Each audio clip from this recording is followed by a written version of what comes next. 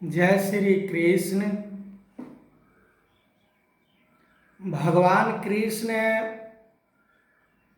अर्जुन को समझाते हुए कह रहे हैं कि अर्जुन, जो कर्तव्य इंसान को नहीं करना चाहिए उस कर्तव्य को करने में नुकसान हो सकता है, और जिस कर्म को करने के लिए, जिस कर्म को करने से, जिस कर्तव्य को धारण करने से एक दूसरे को भला होता हो,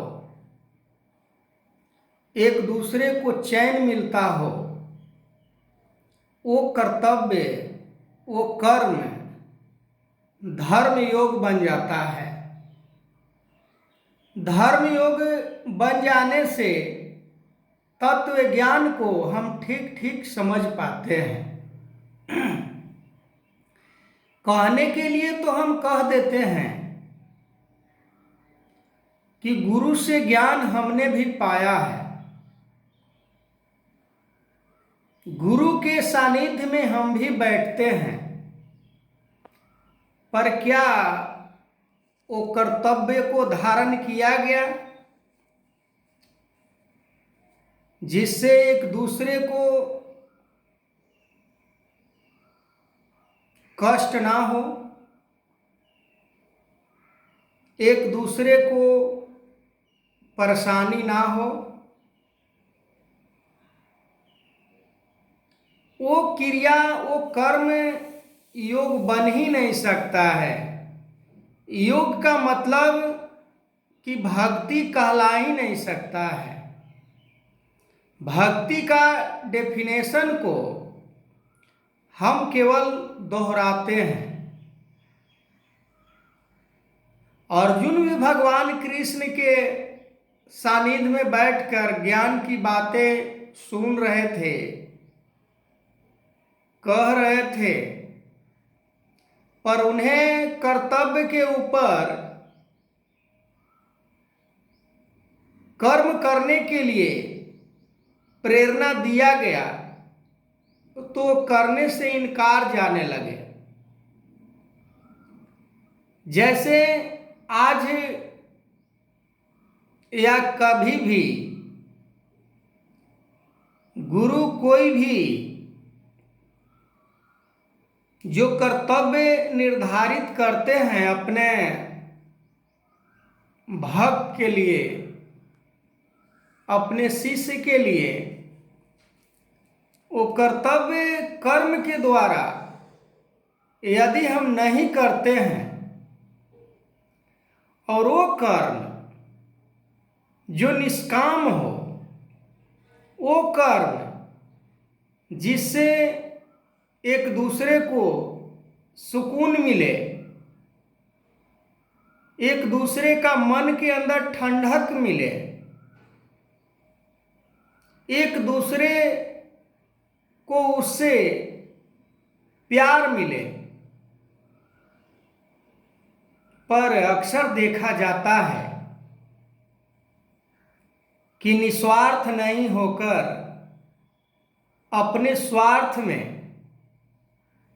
स्वार्थ रूपी कर्म को करके भी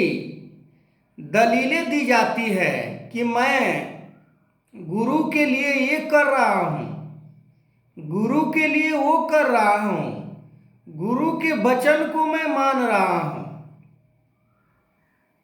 हम समझ ही नहीं पाते हैं कि कौन सा कर्म अच्छा होता है और कौन सा कर्म खराब होता है। जिस कर्म को करने से किसी का भला हो, किसी को प्यार मिले, वही कर्म भक्ति योग कहा जाए या ज्ञान योग कहा जाए, तत्व ज्ञान समझ में आने लगता है। जब निष्काम होकर, निस्वार्थ होकर, समर्पण होकर,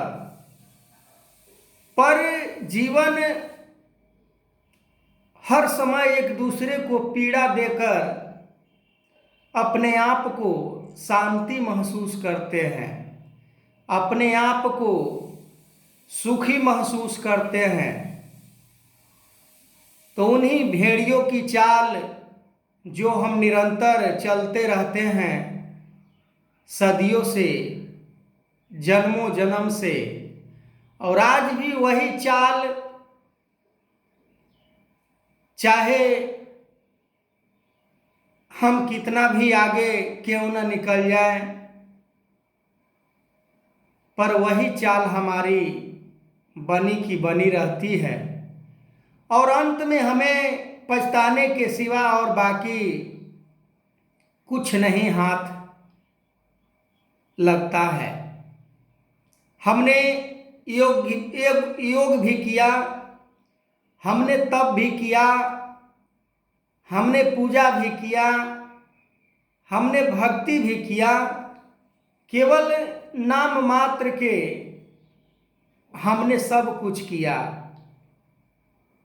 इन सभी कर्मों को करते हुए, इन सभी कर्तव्यों को निभाते हुए हमारे मन के अंदर छल चतुराई से हर समय हम पेश आते हैं, तो कभी भी नहीं हम अपने गुरु के रास्ते को अपना पाते हैं, कभी भी हम निस्वार्थ होकर जीवन नहीं जी पाते हैं। तो आगे मैं इस वीडियो को कंटिन्यू करूंगा, तब तक के लिए जय श्री कृष्ण।